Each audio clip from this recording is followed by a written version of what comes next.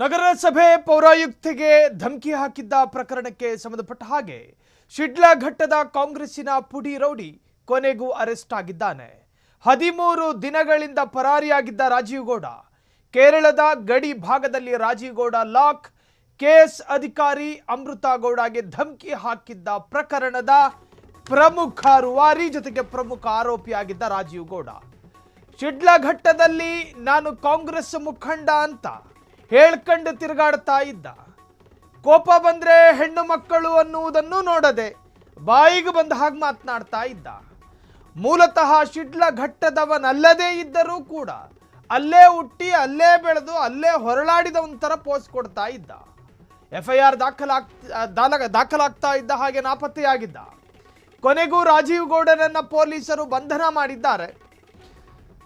ಕರಾವಳಿ ಗಡಿ ಭಾಗದಲ್ಲಿ ತಲೆಮರೆಸಿಕೊಂಡಿದ್ದ ರಾಜೀವ್ ಗೌಡ ದೂರಿನ ಆಧಾರದ ಮೇರೆಗೆ FIR ದಾಖಲು ಮಾಡಿಕೊಳ್ಳಲಾಗಿತ್ತು.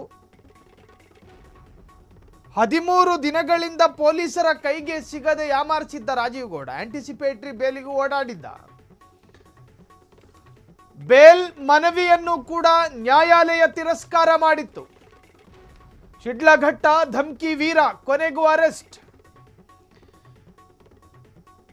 ಪೌರಾಯುಕ್ತೆ ಅಧಿಕಾರಿ ಆಕೆ ಹೆಣ್ಣು ಮಗಳು, ಅತ್ಯಂತ ಸಂಸದೀಯ ಪದಗಳು ಆತನ ಮೊಬೈಲ್ ಸಂಭಾಷಣೆಯಲ್ಲಿ ರೆಕಾರ್ಡ್ ಆಗಿತ್ತು.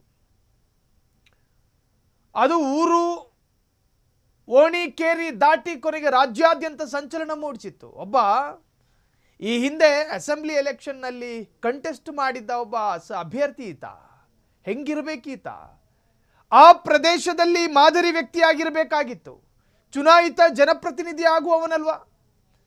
ಯುವಕರಿಗೆ ಒಂದು ತರಹದ ರೋಲ್ ಮಾಡೆಲ್ ಆಗಬೇಕಿದ್ದಂತಹ ರಾಜೀವ್ ಗೌಡ ಕಾಂಗ್ರೆಸ್ಸಿನ ಬೂತ್ ಮಟ್ಟದ ಕಾರ್ಯಕರ್ತರಿಗೂ ಕೂಡ ಬುದ್ಧಿವಾದ ಹೇಳಬೇಕಾಗಿದ್ದಂತಹ ವ್ಯಕ್ತಿತ್ವ. ಬಾಯಿಗೆ ಬಂದ ಹಾಗೆ ಮಾತನಾಡಿದ್ದ. ಆ ಹೆಣ್ಣು ಮಗಳು ಅತ್ಯಂತ ಸಂಯಮದಿಂದ ಮಾತನಾಡ್ತಾ ಇದೆ.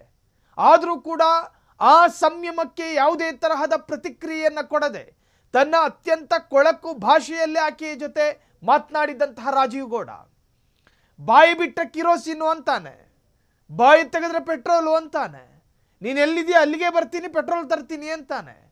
ಅತ್ಯಂತ ಭಯ ಉತ್ಪಾದಿಸುವ ಮಾತುಗಳು ರಾಜೀವ್ ಗೌಡನ ಸಂಭಾಷಣೆಯಲ್ಲಿತ್ತು. ಅದಾದ ನಂತರ 2ಕ್ಕೂ ಹೆಚ್ಚು FIR ಕೂಡ ದಾಖಲಾಗಿತ್ತು.